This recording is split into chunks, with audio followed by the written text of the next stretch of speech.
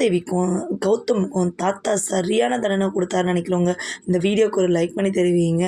ரொம்பவும் ஓவராக பேசிகிட்டு இருக்காங்க சித்ரா தேவி. உள்ளேயே அலோவ் பண்ண மாட்டேறாங்க, குடிச்சு ரூமுக்குள்ளெல்லாம் வரக்கூடாதுன்னு சொல்லிட்டு. ஆனால் தாத்தா பார்த்தீங்கன்னா அவங்க இங்கே தான் இருப்பாங்க.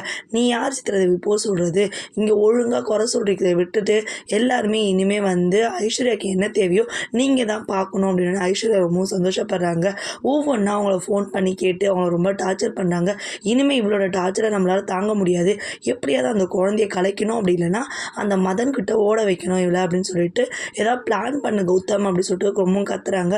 நான் பண்ணுற பிளான் எல்லாமே சொதப்பிட்டு தாம்மா போகுது, நான் என்ன பண்ணுறதுனே தெரியலம்மா அப்படின்னு சொல்லிட்டு ரொம்பவும் முழிக்கிறாரு. இந்த ஐஸ்வர்யத்தில் வேற தாங்க முடியல, மாசமாக வேற இருக்கா, இது சும்மாவே நம்மளை சாவடிச்சிருவா, எப்படியாவது இவங்க எல்லாருமே இந்த வீட்டை விட்டு துரத்துனா தான் நமக்கு சொத்து வேற கிடைக்கணும் வேற தாத்தா சொல்லிட்டாரு. என்ன பண்ணுறது தெரியல கௌதம் சொல்லி முடிச்சுட்டு இருக்காரு. மதன் ஃபோன் பண்ணுறாரு கௌதம்க்கு.